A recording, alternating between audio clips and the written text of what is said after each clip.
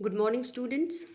I, Tanuja Kiran from Usha Martin World School, welcome you all in our class 12th physical education.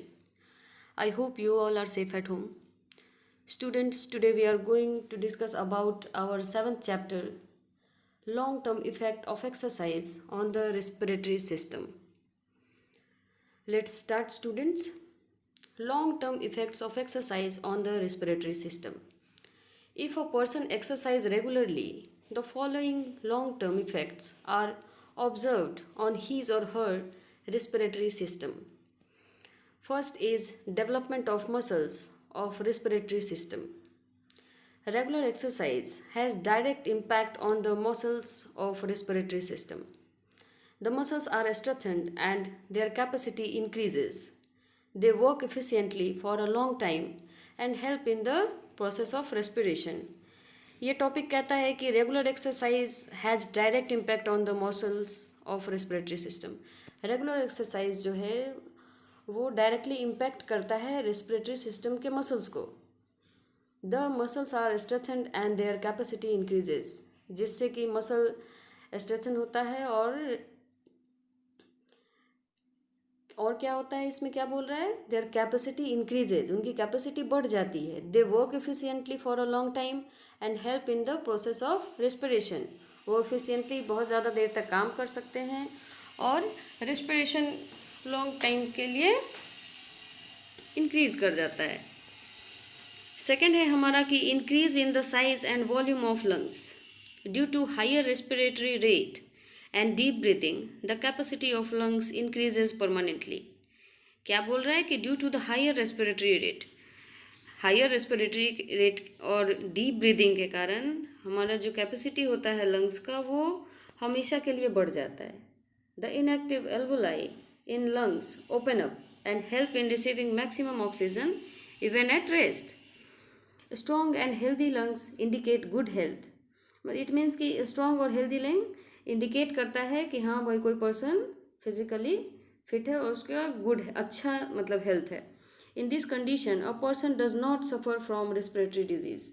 और इस condition में क्या होता है कि वो रेस्पिरेटरी से रिलेटेड कोई भी डिजीज़ से सफ़र नहीं करता.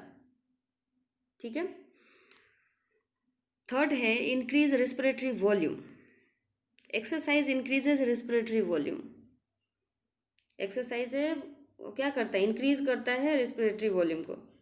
Due to this more and more diffusion of oxygen in blood take place. If a person exercise regularly there is a long term effect on his or her respiratory system and the respiratory volume increases permanently. That is the diffusion of oxygen in blood takes place easily. इसमें क्या कह रहा है कि regular exercise करने से हमारा जो होता है रेस्पिरेटरी वॉल्यूम वो बढ़ जाता है और due to this more and more diffusion of oxygen in blood takes place. Blood का डिफ्यूजन अच्छे से होता है और वो पर्सन अगर एक्सरसाइज करता है रेगुलर वे में तो ये लॉन्ग टर्म इफेक्ट देता है हमारे रेस्पिरेटरी सिस्टम को और रेस्पिरेटरी वॉल्यूम को मतलब बढ़ाने में परमानेंटली हेल्प करता है. That is the diffusion of oxygen in blood takes place easily. Fourth point हमारा कहता है कि increase in the density of capillaries. The number and density of capillaries around the alveoli increases. The number and density of capillaries around the alveoli increases. क्या होता है, the number of क्या कह रहे हैं, the number and density of capillaries जो चारों तरफ से एल्वोलाई के होता है वो बढ़ जाता है. That is the inactive capillaries open and the diameter of active capillaries increases. क्या हो, जो इनएक्टिव कैपिलरीज रहते हैं वो ओपन हो जाते हैं और जो डायमीटर होता है वो एक्टिव कैपिलरीज का वो बढ़ जाता है. This increases the capacity of exchange of O2 and CO2 gases. Fifth point है हमारा delay in second wind. People who exercise regularly do not face the problem of second wind. जो लोग exercise regular करते हैं वो second wind के problem उनको नहीं फेस करना पड़ता है. This is because the process of respiration is regularised and maintained due to practice. ये किस वजह से होता है, क्योंकि प्रोसेस ऑफ रेस्पिरेशन रेगुलर है और हमारा क्या है, रेगुलर एक्सरसाइज कर रहे हैं तो हमारा हर चीज़ फंक्शन कर रहा है और ड्यूरिंग स्पोर्ट्स और strenuous physical activities they do not face the problem of breathlessness. और गेम्स और कोई भी मतलब हम हार्ड टफ एक्सरसाइज वगैरह कर रहे हैं तो उस समय हमको ऑक्सीजन की कमी नहीं होती है। Even if they do they quickly gain second wind. ठीक है। 6 है हमारा increase in tidal volume. As a result of regular exercise the tidal volume of the respiratory system increases. This is due to increase in the strength of muscles attached with the ribs that helps in respiration. 7th point है हमारा कि increase in minute volume. Earlier हम लोग discuss कर चुके हैं कि what is minute volume. ये कहता है कि minute volume is the amount of air that is breathed in and out of the lungs पर मिनट।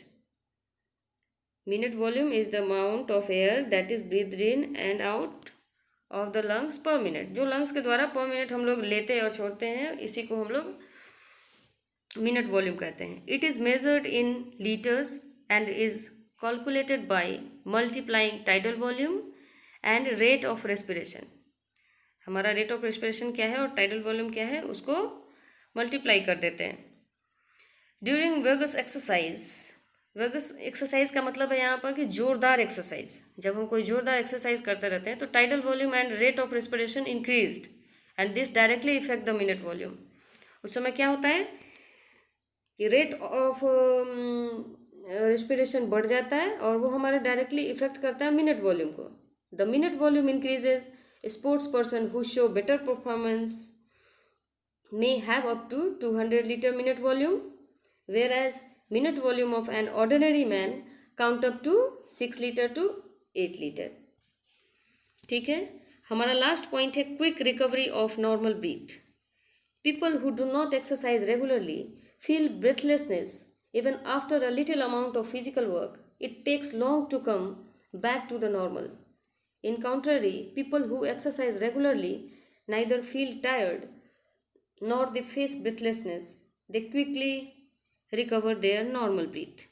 ये क्या कह रहा है? Quickly recovery of normal breath. People who do not exercise regularly feel breathlessness even after a little amount of physical work. जो लोग regular exercise नहीं करते हैं वो बहुत जल्दी थक जाते हैं और it takes long time to come back. और फिर से उनको, जैसे कि मान लेते हैं कि कोई हम कुछ काम कर रहे हैं तो नॉर्मल पर्सन जो कर रहा है वो तुरंत ही थक जाता है और उसको रिकवर करने में थोड़ा टाइम लगता है।